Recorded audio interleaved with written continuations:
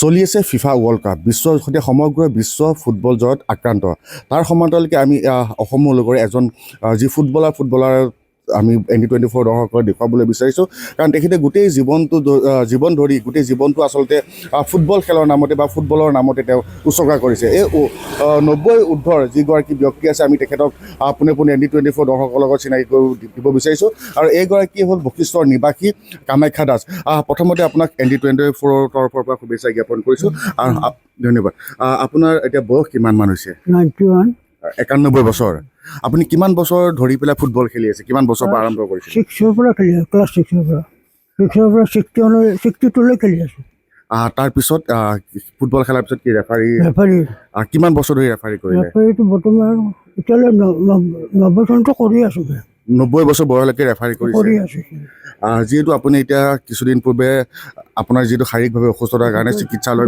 সেইকাৰণে কৰিব পৰা নাই নহ'লে উৎসাহ বিৰাট আছে কিন্তু তথাপিও দেখিবলৈ পোৱা গৈছে যে পুৱাই ফুটবলটো লৈ পেলাই আপুনি প্ৰেক্টিছ কৰি আছিলে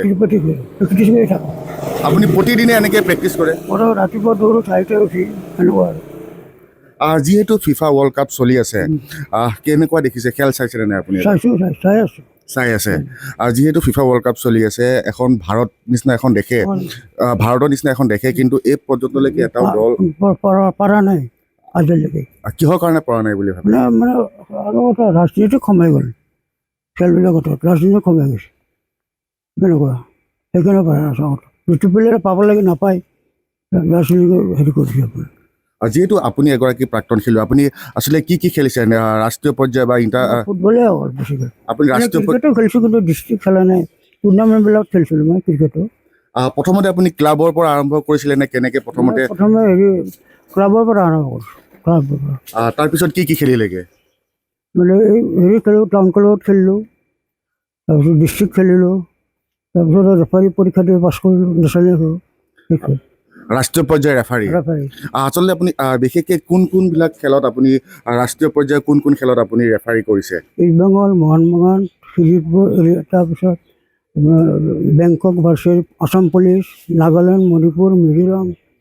গোটেইবিলাকৰ মই হেৰি কৰিছোঁ ৰেফাৰী কৰিছে মহিলা ফুটবলৰ ফাইনেল কৰিছোঁ ওমেন ফুটবল ডিফেণ্ডাম অল ইণ্ডিয়া আৰ্মি গোটেই কৰিছোঁ গোটেইখিনি যিহেতু আপুনি ফুটবল ৰেফাৰী হিচাপে কৰিছে আপোনাৰ চবচে সকলোতকৈ ভাল লগা মুহূৰ্তটো কি আছিলে আপোনাৰ কোনখন খেল বেছিকৈ আপোনাৰ ভাল লাগিছিলে ৰেফাৰী কৰি হেৰি ইষ্ট বেংগল আৰু মোহন বাগান যিখন খেল সেইখন ভাল লাগিছিলে ৱেষ্ট বেংগল আৰু মোহন বাগান আচলতে মোহন বাগানৰ খেল বুলি কোৱাৰ লগে লগে যিটো দল আছে সেই দলটো আচলতে বহুখিনি উন্নত খেলুৱৈ আছে ইষ্ট বেংগলো ভাল আছিলে ইষ্ট বেংগলো ভাল আছিলে যদি চাবলৈ যোৱা যায় যে অসমৰ যোনটো পৰিৱেশটো চাব যোৱা যায় যে অসমৰ কিন্তু যিসকল ফুটবলাৰ আছে প্ৰায় ফুটবলাৰ অসমত নাই উত্তৰ পূৰ্বাঞ্চলৰ ক্ষেত্ৰত যদি চাবলৈ যায় যে মণিপুৰী হওক বা ত্ৰিপুৰাই হওক তাত কিন্তু ফুটবলৰ প্ৰেম বেছি আছে বা ফুটবলাৰ সকল বহুত আছে কিন্তু অসমত তাৰ পৰিমাণে কম আছে ইয়াৰ মূল কাৰণটো কি বুলি ভাবে মূল কাৰণ মানে সুবিধা নাপায় আমিতো এই বুট কিনি নাপাওঁ নিজৰ খৰচত কিনিব লাগে আপোনাৰ এতিয়াতো বহুত সুবিধা দিছে গভৰ্ণমেণ্টে হয় নহয় চবফালে বোলে সুবিধা আমিতো সেইবিলাক পোৱাই নাছিলোঁ সেইবিলাক সুবিধাই পোৱা নাছিলোঁ নিজৰ বুটবিলাক কিনিব সুবিধা পোৱা নাছিলোঁ এতিয়াতো সুবিধা কৰি দিছে গভৰ্ণমেণ্টে চাৰিওফালে পালে খেলতে চৰকাৰৰ ফালৰ পৰা ইমানখিনি সুবিধা দিছে বা ইমানখিনি সা সুবিধা দিয়াৰ পিছতো কিহৰ কাৰণে আচলতে যুৱ প্ৰজন্ম অসমৰ যুৱকসকল বা যুৱতীসকলে ফুটবলৰ প্ৰতি কিহৰ কাৰণে আকৃষ্ট নহয় বুলি আপুনি ভাবে নহয় মানে সুবিধা নাপায় আচলতে কোনো এটা সুবিধা মাক দেউতাকক কিছুমান নিদিয়ে খেলিবৰ কাৰণে এনেকুৱা অৱস্থা কিন্তু যদি চাবলৈ যাওঁ যে খেলুৱৈসকলৰ ভিতৰত কিন্তু যদি ফুটবল হয় বহুত বেছি ষ্টেমিনা লাগে বা তেওঁলোকৰ ফিটনেছসমূহ মেইনটেইন কৰি চলে বহুত ফিটনেছ ওপৰত গুৰুত্ব দিব লাগে এই ক্ষেত্ৰত যিহেতু আপুনি এগৰাকী প্ৰাক্তন খেলুৱৈ তথা ৰেফাৰী হিচাপে আপুনি কি ক'ব বিচাৰিব মানে আৰু সাধনা লাগিব আৰু ৰাতিপুৱা উঠি অলপ দৌৰিব লাগিব হেৰি অলপ মইতো ৰাতিপুৱা 3 ঘণ্টা ইভিনিং 3 ঘণ্টা প্ৰেক্টিছ কৰিছিলোঁ আমাৰ দিনত এনেকুৱা হৈছিলে এতিয়া নাই এতিয়া ফুটবল খেলিব নকৰিব যুৱ প্ৰজন্মক আপুনি কি আহ্বান জনাব বিচাৰিব? জীৱনৰ কৰি ভগৱানে উঠি অহা প্লেয়াৰ যেন ফুটবলটো যেন ভাল পায় আৰু আহে খেলিব আহে তেতিয়া মই কামনা কৰিছোঁ। যিহেতু আপোনাৰ প্ৰায় 90 বছৰ উকলি গ'ল, আপুনি 91 বছৰ বহি দিছে, আপুনি যোৱা বছৰলৈকে ৰেফাৰী কৰিছে, যিহেতু আপোনাক কিছু শাৰীৰিকভাৱে অসুস্থ, তাৰপিছত আপোনাৰ পৰৱৰ্তী সময়ত কিবা ধৰণৰ আশা আছে নেকি বা কিবা প্লেনিং আছে নেকি? কিন্তু এতিয়া নাই আৰু এনেকুৱা এতিয়া ৰেফাৰী লাগি আছোঁ, চলি আছোঁ এনেকৈ চলি। যিহেতু আপুনি বহু বছৰ আগৰ পৰাই খেলি আছে আৰু চৰকাৰৰ ফালৰ পৰা কিবা সুবিধা বা পেঞ্চন ক্ৰীড়া পেঞ্চন দিছে, ক্ৰীড়া পেঞ্চন লাভ কৰি আছে? কৰি আছোঁ। হয়, নিশ্চয়কৈ ধন্যবাদ জ্ঞাপন কৰিছোঁ। আৰু আপুনি যেনেদৰে আজিৰ দিনটোতো আপুনি ওলাই আহিছে ফুটবল খেলিবলৈ, বা তেওঁলোকে আপুনি কোনো নোহোৱা স্বত্তে অকলে যেনেকৈ প্ৰেক্টিছ কৰি আছে, অনুশীলন কৰি আছে, সদায় এনেকৈ সুস্থ হৈ থাকক, আপুনি অনুশীলন কৰি থাকক। আৰু এয়া হৈছে কামাখ্যা দাস, আমি দেখুৱাইছোঁ N24 দৰ্শকসকলক। তেখেতৰ 19 বছৰ পাৰ হৈ গৈছে, তথাপিও যে তেখেতে যি ফুটবল আছে, তেখেতৰ ফুটবলটো এৰি দিয়া নাই। পুৱাই উঠি এনেদৰে যিযোৰ আচলতে তেখেতৰ যিযোৰ জাৰ্চি আছে, যিযোৰ ড্ৰেছ আছে, ড্ৰেছযোৰ পিন্ধি এনেদৰে পুৱাৰ ভাগতে তেওঁলোক আহি পেলাই অনুশীলন কৰে। আৰু এয়া আছিলে কামাখ্যা প্ৰসাদ দাস। তেখেতে ইতিমধ্যে কৈছে যে যিহেতু বৰ্তমান সময়ত চৰকাৰৰ ফালৰ পৰা বহুখিনি সা সুবিধা প্ৰদান কৰিছে, যুৱ প্ৰজন্মসকল ওলাই আহক আৰু তেওঁলোকে ফুটবল খেলক। আৰু যি ফুটবল আছে, যিহেতু ভাৰতৰ নিচিনা এখন দেশত যি ফুটবলৰ এটা দল নাই, FIFA ৱৰ্ল্ড কাপ খেলিবৰ কাৰণে এটা দল নাই, আৰু এই যুৱ প্ৰজন্মসকল ওলাই আহক, তেখেতলোকে যাতে ভাৰতক প্ৰতিনিধিত্ব কৰিব পাৰে। আগন্তুক সময়ত যি FIFA ৱৰ্ল্ড কাপ আছে, তাত যাতে তেওঁলোক প্ৰতিনিধিত্ব কৰিব পাৰে, তাৰ কাৰণে সকলোকে ওলাই আহিবলৈ আহ্বান জনাইছে। আৰু আপোনাৰ বৰ্তমান বয়স? মই ক্লাছ 6 পৰা খেলিছোঁ। ক্লাছ 6 পৰা খেলিছে। আৰু এতিয়া বয়স আপোনাৰ 91। কি প্ৰথমখন মেচ ক'ত খেলিছিলে? ক্লাব? মই প্ৰথম খেলিছোঁ মই চাউথ ক্লাব। তাৰপিছত ৰাজিঙত খেলিছোঁ, তাৰপিছত গুৱাহাটী টাউন ক্লাব, তিনিটা খেলিছোঁ। ডিষ্ট্ৰিক্ট আপুনি জিলা পৰ্যায়তো খেলিছিল? খেলিছোঁ, জিলা, তাৰপিছত ষ্টেট খেলিলোঁ। জুনিয়ৰ আসাম টিম স্কুল টিমৰ মই কেপ্টেইন আছিলোঁ, আসাম জুনিয়ৰৰ ভাইচ কেপ্টেইন আছিলোঁ।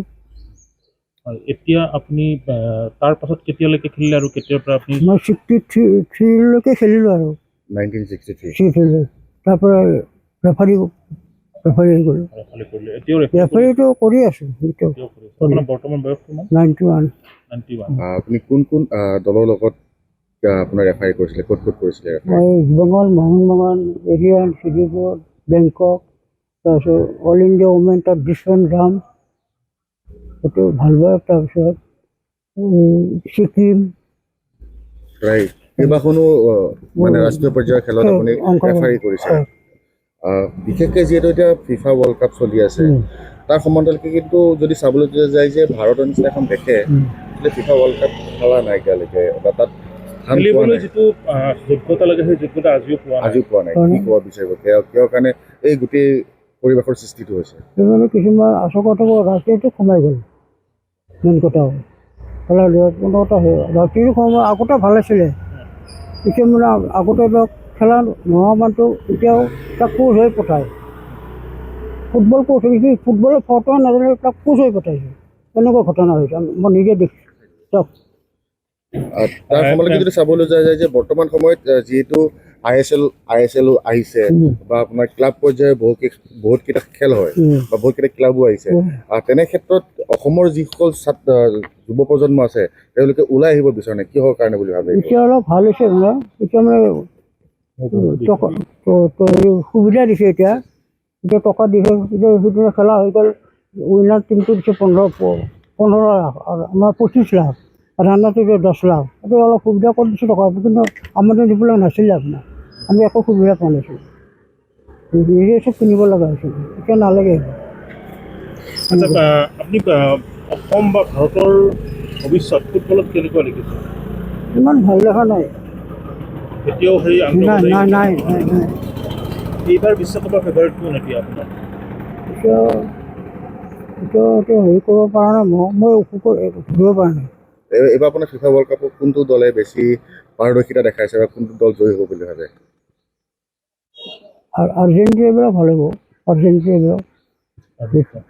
ভাল হ'ব। যোৱাকালিৰ দিনত মেছিয়ে কিন্তু ৰেকৰ্ড গঢ়িবলৈ সক্ষম হৈছে। মেছিও ভাল হ'ব, সেইটো টিম।